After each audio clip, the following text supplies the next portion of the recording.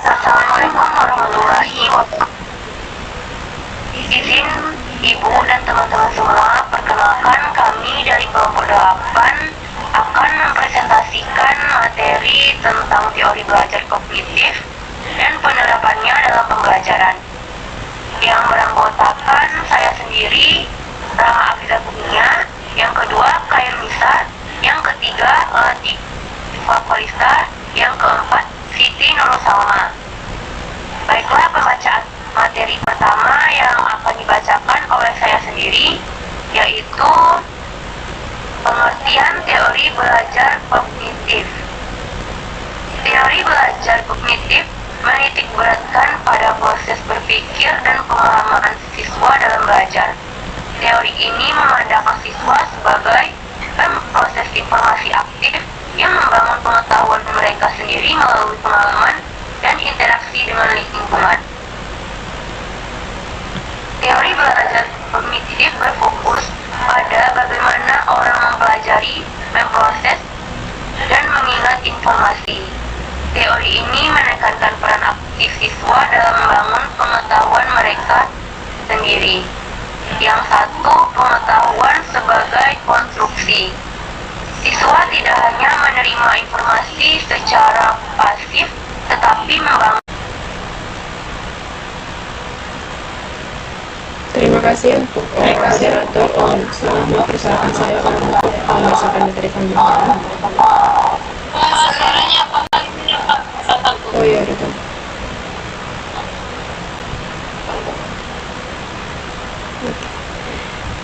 Materi selanjutnya itu bisa dengar nggak, Nis?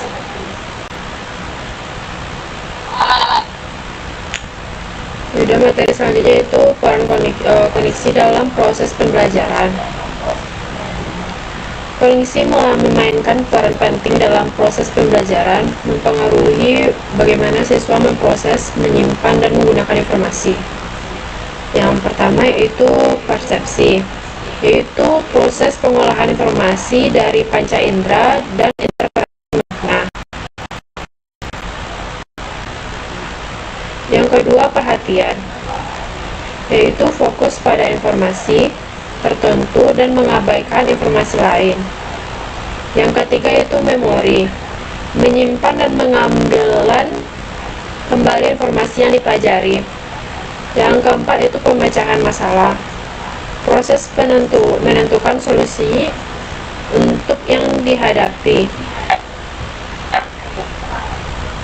Konsep skema akomodasi dan asimilasi. Skema adalah struktur kognitif yang berisi pengetahuan dan pengalaman yang telah diorganisasikan dalam suatu pola tertentu. Proses asimilasi dan akomodasi membantu dalam pembangunan dan pengembangan skema. Yang pertama, skema. Struktur kognitif yang berisi pengetahuan dan pengalaman yang telah diorganisasikan dalam suatu bentuk tertentu. Yang kedua yaitu asimilasi. Proses pengintegrasikan informasi baru ke dalam skema yang sudah ada.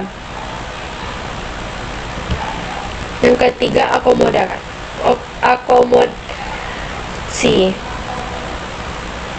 Proses mengubah dan memodifikasi skema yang sudah ada untuk mengakomodasi informasi baru.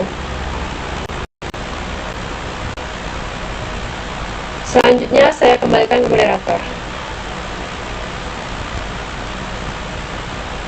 Baik, terima kasih kepada Latifah. Pembacaan materi selanjutnya yang akan dibacakan oleh Khairunisa. Kepada Khairunisa kita persilahkan. Ya, terima kasih kepada moderator. Baiklah, di sini saya selanjutnya akan menjelaskan materi selanjutnya, yaitu strategi pembelajaran berbasis teori belajar kognitif. Teori belajar kognitif memberikan dasar untuk mengembangkan strategi pembelajaran yang efektif, berfokus pada proses kognitif siswa, di mana di sini yang pertama yaitu pembelajaran berbasis masalah, di mana siswa menyelesaikan masalah nyata untuk membangun pengetahuan dan keterampilan. Yang kedua yaitu pembelajaran kolaboratif, di mana siswa bekerja sama dengan kelompok untuk membangun pengetahuan yang sangat belajar. Yang ketiga yaitu pemetaan konsep, di mana siswa mengatur informasi dalam bentuk diagram atau peta untuk memvisualisasikan hubungan antar konsep. Yang keempat yaitu pembelajaran berbasis teknologi, di mana penggunaan teknologi untuk mendukung proses pembelajaran. Materi selanjutnya yaitu tentang penerapan teori belajar kognitif dalam pembelajaran, di mana di sini dapat diterapkan dalam berbagai aspek pembelajaran untuk meningkatkan kualitas dan efektivitas proses pembelajaran. Di mana di sini perencanaan pembelajaran yaitu merancang pembelajaran yang berpusat pada siswa dan mengaktifkan proses kognitif mereka.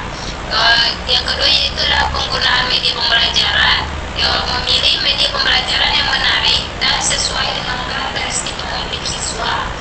Kemudian penilaian yang pembelajaran yang menggunakan penilaian yang mengukur kemampuan berpikir kritis, pemecahan masalah, dan juga pemahaman konsep.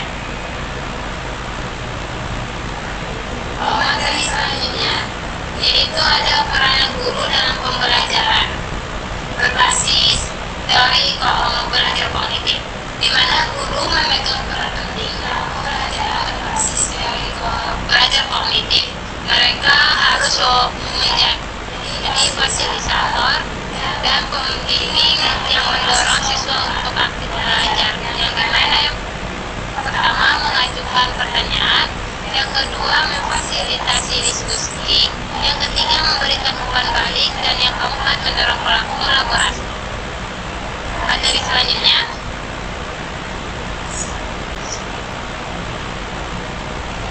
baiklah, di sini ada kesimpulan dari materi kami yaitu teori pelajaran kerangka kerja yang komprehensif untuk memahami konsep pembelajaran dan meningkatkan kualitas pendidikan. Penerapan prinsip-prinsip teori ini dapat membantu siswa mengembangkan kemampuan berpikir kritis, kreatif, dan pemecahan lintas pendidik. Pendidikan.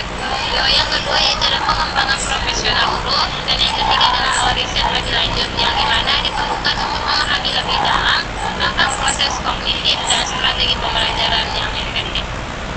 Sekian materi dari penyampaian materi dari saya kembalikan ke materi.